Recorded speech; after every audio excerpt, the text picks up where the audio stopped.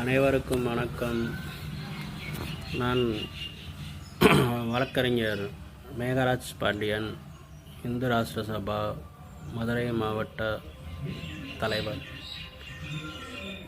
அதாவது கடந்த 26/9/2025 முதலமைச்சர் தனிப்பிரிவில்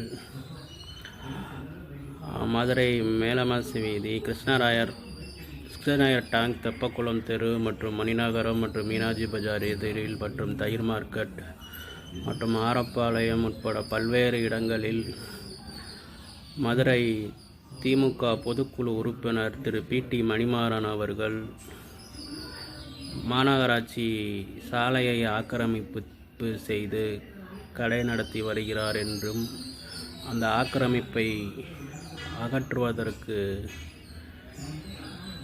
முதலமைச்சரிடம் மனு கொடுத்தோம்.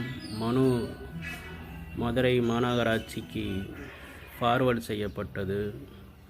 தற்பொழுது அந்த இடம் ஆக்கிரமிப்பு செய்துள்ள இடம்தான் என்று மாநகராட்சி அதிகாரிகளால் ஒத்துக்கொள்ளப்பட்ட போதிலும் ஆக்கிரமிப்பை அகற்றுவதற்கு மாநகராட்சி முன்வரவில்லை. ஏன் என்று தெரியவில்லை. சட்டம் என்பது அனைவருக்கும் சமம்தான். சாலையை ஆக்கிரமிப்பு செய்து கடைகளை வைத்துள்ளார்கள்.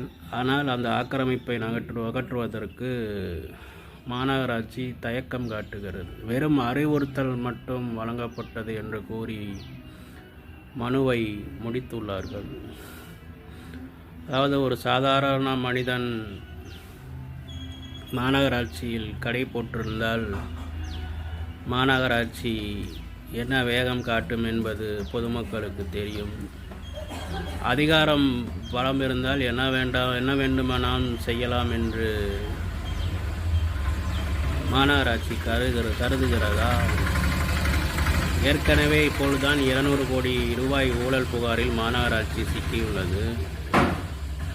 இப்பொழுது ஆக்கிரமிப்பு என்று நிறுவனம் மாநகராட்சியால் ஒத்துக்கொள்ளப்பட்ட பின்பும் மதுரை மாநகராட்சி ஆக்கிரமிப்பு செய்துள்ள இடத்தை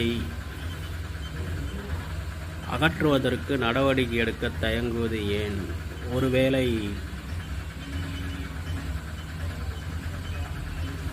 பணப்பரிமாற்றம் எதுவும் நடைபெற்றுள்ளதா அல்லது அதிகாரத்தில் இருக்கிறவர்கள் என்று மாநகராட்சி பயப்படுகின்றதா? இது குறித்து